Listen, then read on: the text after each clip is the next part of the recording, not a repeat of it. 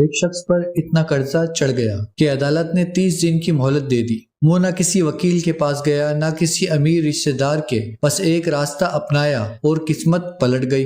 ایک شخص نے اپنے دوست سے قرضہ لیا، وقت گزرتا گیا لیکن وہ قرضہ واپس نہ کر سکا۔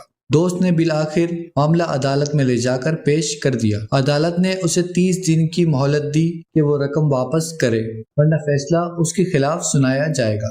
اب وہ شخص بہت غم زدہ ہوا، لیکن دنیا کے دوڑ و دھوپ کے بجائے اس نے رب کے محبوب صلی اللہ علیہ وسلم کا وسیلہ اپنایا۔ وہ دن رات درود پاک پڑھنے لگا۔ 28ویں دن خواب میں دیکھتا ہے کہ اسے تسلی دی جا رہی ہے، پریشان نہ ہو، تمہارا قرضہ ادا ہو جائے گا۔ اگلے دن بھی اٹھا اور درود پاک پڑھنا شروع کر دیا۔ اگلی رات یعنی 28ویں شب اس کی ظاہری آنکھیں بند کیا ہوئی، اس کی دل کی آنکھیں کھل گئیں۔ کیا دیکھتا ہے، سرکار دو عالم صلی اللہ تعالی علیہ وآلہ وسلم خواب میں تشریف لائے ہیں۔ آپ صلی اللہ علیہ وسلم نے فرمایا، وزیر علی بن عیسیٰ کے پاس جاؤ، وہ تمہارا قرض ادا کر دے گا۔ اب وہ شخص بہت خوش تھا کہ حضور صلی اللہ علیہ وسلم کی اس کو خواب میں زیارت ہوئی اور سوچنے لگا کہ وزیر کو کیسے یقین دلاؤں گا۔ تو 29ویں رات پھر سے حضور صلی اللہ علیہ وسلم نے کرم فرمایا۔ مسکراتا چہرہ اور لبوں سے پھول جھڑ رہے تھے تو حضور صلی اللہ تعالیٰ علیہ وآلہ وسلم نے ارشاد فرمایا کہ علی بن عیسیٰ کے پاس جاؤ۔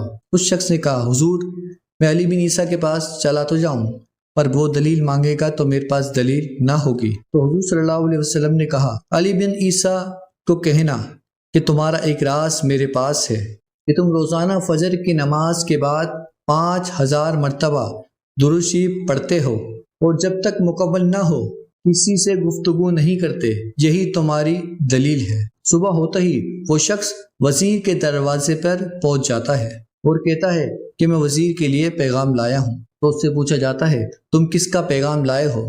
تو وہ کہتا ہے، حضور علیہ الصلوۃ والسلام کا پیغام لایا ہوں۔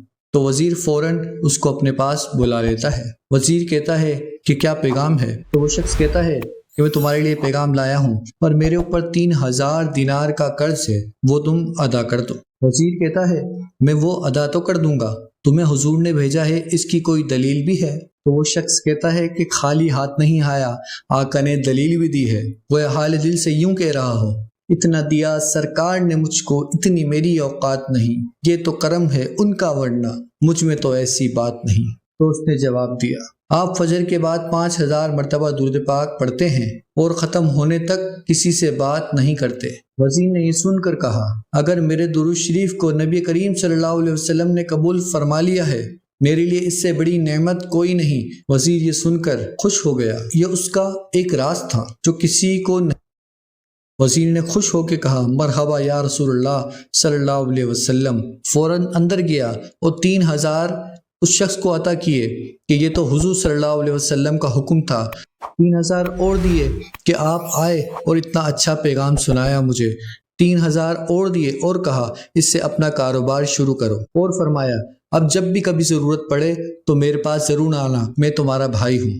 وہ شخص خوشی خوشی عدالت پہنچا اور جج صاحب کو 3000 دینار دے کے بولا کہ میرا معاملہ ختم کیجیے کہ میں ان کے رقم ادا کر رہا ہوں۔ جج نے بولا، یہ تو صحیح ہے، تم یہ تو بتاؤ یہ رقم تمہارے پاس آئی کہاں سے؟ کل تک تو تمہارے پاس کچھ نہ تھا۔ تو اس شخص نے کہا، حضور علیہ الصلوۃ والسلام میرے خواب میں آئے اور اسی طرح مجھے فرمایا، تو اس نے پورا واقعہ سنا دیا۔ یہ واقعہ سن کے جج نے کہا، رکو، پیچھے کمرے میں گیا، جا کے 3000 دینار لے کے آیا اور کہا، کیا سارا ثواب وزیر لے جائے گا؟ میں بھی تو نبی کریم صلی اللہ علیہ وسلم کا غلام ہوں، لو یہ 3000 دینار میری طرف سے ادا کر دو۔ یہ تمام معاملات قرض دینے والا بھی دیکھ رہا تھا اور اس نے کہا، لاؤ قلم کاغذ، میں بھی تو آقا کا امتی ہوں، میں بھی تو حضور صلی اللہ علیہ وسلم کا دینار ہوں۔ جب میرے نبی صلی اللہ علیہ وسلم تم سے راضی ہو گئے تو میں کون ہوتا ہوں کہ ناراض رہنے والا؟ میں تمہارا قرض معاف کرتا ہوں۔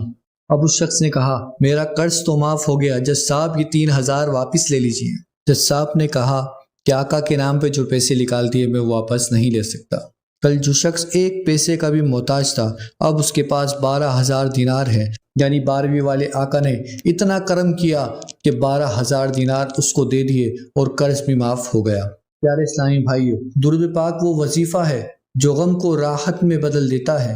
قرض کو بخشش میں اور بے بسی کو طاقت میں تبدیل کر دیتا ہے۔ نبی کریم صلی اللہ علیہ وسلم نے ارشاد فرمایا، جو کوئی مصیبت یا پریشانی میں ہو وہ مجھ پر درود بھیجے، کیونکہ درود مصیبتوں اور پریشانیوں کو دور کر دیتا ہے۔ آئیں آج سے عہد کریں، روزانہ کم سے کم 313 بار درود پاک پڑھیں گے۔ یہ وظیفہ ہے، یہ شفا ہے، یہ بخشش کا ذریعہ ہے، یہ قبولیت کا راستہ ہے۔ یا اللہ ہمیں درود السلام پڑھتے ہوئے دنیا سے جانا نصیب فرما۔